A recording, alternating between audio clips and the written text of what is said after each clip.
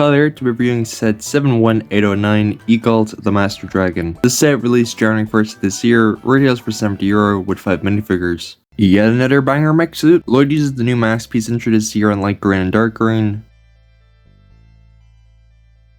The front face print is a green printed mask with a rune design and an angry expression, while the alternative face print is a stern expression. Lloyd uses the season 11 armor in pearl gold. The torso print has Lloyd's season 11 symbol in the top right corner of the suit with golden highlights and dark green under armor. The back print has Lloyd's name in Ninjago across the shoulder blade armor, gold highlights, a metallic spine, and more of the dark green under armor. The leg printing has a center light green belt, armor printing continued from the torso, knee pads, and toe printing. For an accessory, Lloyd has a golden katana. Like I said, this is a pretty banger suit, especially the way the shades of green go together. However, this minifigure will be available in a much cheaper set in March, so I'd wait until then if you're not super sold on this set. Whoa, it's 2017 again. Nia uses the new mask piece in light blue and grey. Abel's was a hair bandana combo piece in this set. Kinda off topic, but it's still weird they didn't use this hairpiece for Nia's island suit. Like Lloyd, Nia used the season 11 armor in pearl gold. The torso print has Nia's season 11 symbol in the top right corner of the suit, gold highlights, and grey under armor. The back print is Nia's name in jargon across the shoulder blade armor, a metallic spine, gold highlights, and grey under armor. The leg printing is very reminiscent of Nia's fusion suit with the dark red robe to the left. Armor printing continued from the torso, knee pads, and toe printing. For an accessory, Nia has a golden katana. This suit is a surprisingly well done tribute to Nia's fusion suit from Hands of Time. It was definitely one of her best suits by far, and it's actually kinda surprising that many suits since then have tried to replicate its design. Like Lloyd, this Nia suit comes in a much cheaper set in March. Wow, Sora and Aaron really got shafted in this wave. Don't get me wrong, it's a really good suit, but it's just a little disappointing to see the other Ninja and even Wildfire get new suits. While Sora is stuck with her season 1 suit, and Aaron gets a Frankenstein hodgepodge of a suit. Sora's mask has her cat ear headphones peeking out from her mask, with her bangs peeking out as well. Sora also used the season 1 Dragon's Rising armor in navy, which holds katanas, similar to ZX armor from 2012. The front face print has a rock eyebrow raise with Imperium face markings and orange eyes to show that Sora is using her elemental powers. The alternative face print also has Imperium face markings with normal eyes and an angry expression. The torso print has pink bands, a cat keychain holding onto keys, and some text in jargon, or maybe a logo like a NASCAR racer, which would fit with her mech racer shtick. Sora is also one of the few Ninjago minifigures of arm printing, although it's only on one arm. The back print has a grumpy cat and bands continue from the torso. The leg printing has more bands from the torso and knee pads. For an accessory, Sora has the golden katana. While sure, this is a fantastic minifigure, it's still disappointing LEGO didn't even bother to give Sora a new suit for this wave, while every other main character got a fancy new suit. Already, Dragon's Rising Season 2 hits us with a new elemental master. Cinder uses the LEGO Batman movie Joker hairpiece in grey. His headpiece is actually translucent grey, fitting for the new elemental master of smoke. The front face print has a neutral, almost smiley expression peeking out through smoke, but due to LEGO not being able to properly print light colors on dark pieces, his face print is a little faded, which unintentionally works for his ability to turn to smoke. The alternate face print is an angry expression, with smoke beginning to cover his face. Cinder uses a fur coat in sand blue to fit with his wolf armor. The torso print has a wolf Ouroboros on the center of the chest, blue blades, navy armor, grey fur, and purple robes with blue runes. The back print has navy armor and grey fur peeking out. The leg printing has a grey belt with buckles at either end, purple robe printing continued from the torso with more runes, armor printing continued from the torso, grey fur peeking out, Rising Moon knee pads, and boot printing. For an accessory, Cinder has his black weapon. This is such an interesting design for an elemental master. The monotone color of the wolf fur, very fitting for the Master of Smoke. On that topic, it'll be interesting to find out in season 2 if whether or not Ash died during the merge, or if perhaps he's just a relative to Ash. We'll just have to wait and find out. Raz is definitely the drippiest of the Wolf General trio. Raz uses the same head mold from last year, and the Stone Warrior armor from 2013 in purple.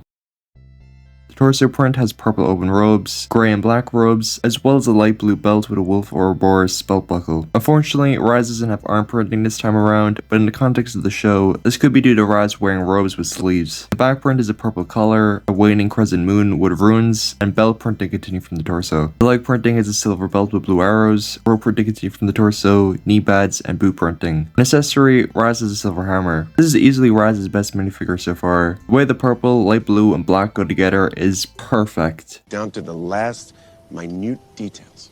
Starting with the side build, you have this little bonsai tree build, the whole Gong is shattering, which is the same mold as the Master with Mountain Shields and Pearl Gold. Out of the Ninjago sets released so far this year, this is the cheapest set to get the Gong is shattering. Below the Gong is a clip to hold a hammer to hit the Gong with, like Raz does in the show. This is certainly the most unique Ninjago dragon in both a good and a bad way. The front feet of the dragon have white 1x1s with cheese slopes, pearl gold studs, and pearl gold teeth pieces with clips to make up the dragon's feet, which can be angled like so.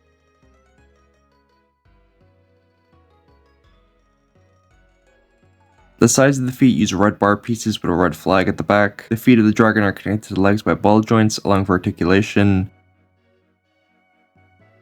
The legs use Evo mech joints, which actually benefits the dragon by giving structural support to the legs. The lower leg has a sticker for fur and debris detailing, while the upper legs have a bit of bulk to them, with a sticker to add fur detailing. It's interesting that this dragon has fur instead of scales that you would normally expect. The legs are connected to the body by a ratchet joint, allowing the legs to jut out like so. The head of the dragon uses a new mold introduced for this year, with studs near the snout of the dragon to connect the white plant stem pieces to represent the dragon's facial hair. A very interesting look to say the least. The dragon jaw piece in white is a new recolor for this year, which is connected to the upper jaw by a clip piece, allowing the jaw to open and close. There's also this blue anti-stud circular tile inside the dragon's mouth, which could be the dragon's tongue, or maybe its elemental power. This dragon actually has some drip, with a large saucer piece, and Ninjago movie straw hat to create a large version of a conical hat, with some spike pieces underneath. The head is connected to the neck by a ball joint, allowing for some articulation.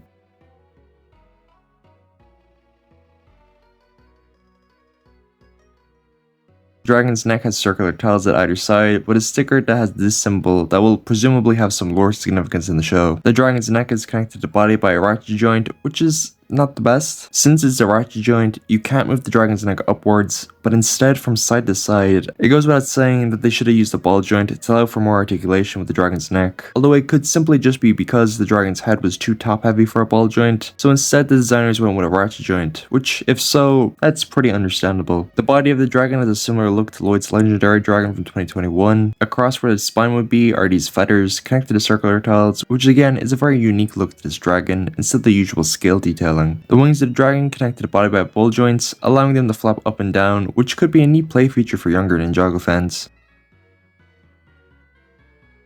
The wings also use vinyl wings with this tattered look to it. The middle of the body is a very harsh dip for a place to sit a minifigure, with curved pieces either side that have stickers with cloth detailing that adds an extra layer of detail to the dragon. However, the most interesting aspect of the saddle area is a clip to hold the dragon's sword. That's right, the dragon sword. The hind legs of the dragon are connected by ball joints, with another ball joint in the center of the legs to allow for knee articulation.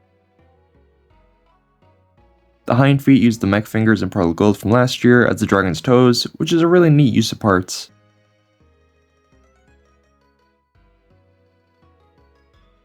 The dragon's tail has some length to it, using the Evo mech armor pieces in black, as well as having small teeth pieces on the upper tail, which gives an almost skeletal look to the dragon. The tip of the tail has a clip to hold a large sword, which is a really unique look to this dragon that helps it stick out from previous Ninjago dragons. Each segment of the tail is connected by a ball joint, allowing you to articulate each part individually.